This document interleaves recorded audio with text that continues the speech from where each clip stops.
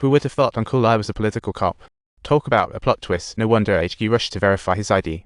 Not only did Uncle Lai dodge a punishment, but he also schooled the rookie cops. When he got to the hospital, his relatives were long staring at his mother's brave smile. Uncle Lai was plotting to handle a situation when his buddies suddenly showed up and wrecked his train of thought. These guys were Uncle Lai's fellow cops, but they weren't here for a party.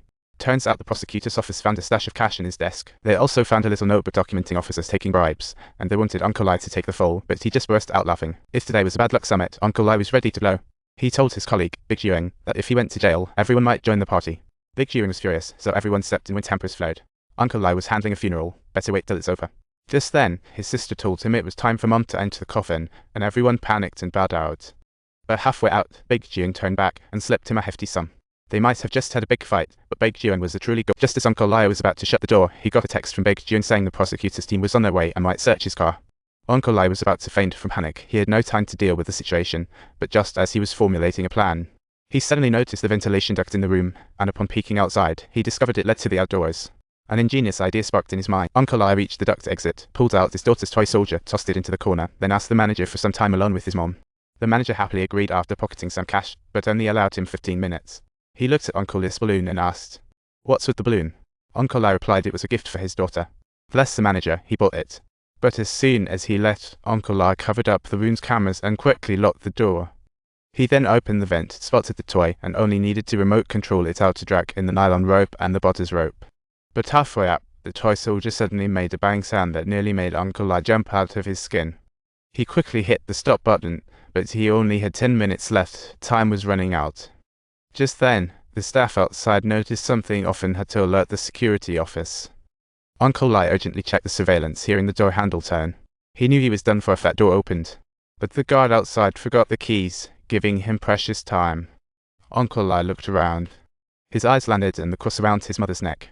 Apologizing in his head, he successfully grabbed the toy and rope. Uncle Lai finally dragged the situation back to the room, quickly shoved it inside, and nailed the lid shut.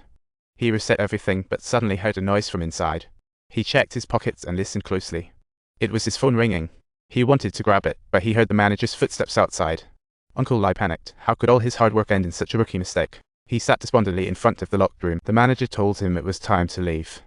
Even though Uncle Lai was still processing things, his phone had gone silent. With his mother laid to rest and the car fixed up, Uncle Lai thought everything would finally settle down. But that day, the station got an arrest order for murder suspect, and Uncle Lai was stunned by the paperwork. The person he hit was the murderer. Though secretly delighted, he pretended ignorance and joined colleagues in the operation.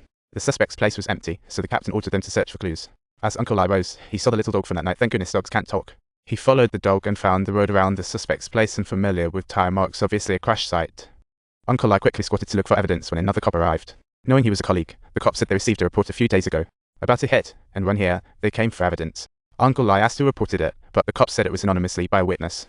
Uncle Lai's heart sank, and just then his colleagues arrived. After getting the backstory, Big Jueng asked the cop for leads. He pointed to cameras, saying they were verifying footage and results were coming soon. Upon hearing this, Uncle Lai was stunned. The captain sent Big Jueng to check the footage for the murderer, and Uncle Lai eagerly volunteered. Because Big Jueng knew the other cops better, the captain sent him. Uncle Lai hatched a plan to sneak into the station with fried chicken that night. All to distract Big Jueng, the foodie. He zeroed in on the footage and asked the cops how it was going. Upon learning the recording was too fuzzy to see, Uncle Lai relaxed a bit, but just then, Big Jueng spotted something. He told the cops to rewind, and a car was about to pass in the footage. The brakes suddenly lit up. Big Jueng explained that had to be the panic brake after hitting someone, and the cops matched the photo to the scene they were spot on. Uncle Lai felt a wave of anxiety wash over him, but the grainy footage only revealed that it was a black Hyundai with the number 8 on the license plate. They couldn't see anything else. Even though Uncle Lai dodged a bullet this time, the next day at the station, he got a strange phone call. The caller asked where the murderer was hiding. Uncle Lai tried to play dumb, only to have the caller drop his name. He hurriedly hung up. But just then, right after hanging up, the number called again. Uncle Lai stepped outside to take the call, trying not to raise any suspicion. Weirdly, the caller seemed to know everything about his hit and run. Although his voice trembled, he chose to keep acting dense. But when he heard the caller say they were going to report it, Uncle Lai truly panicked. Was this caller really going to make a report? Then the caller just hung up. Uncle Lai figured the caller didn't report it. They must want something.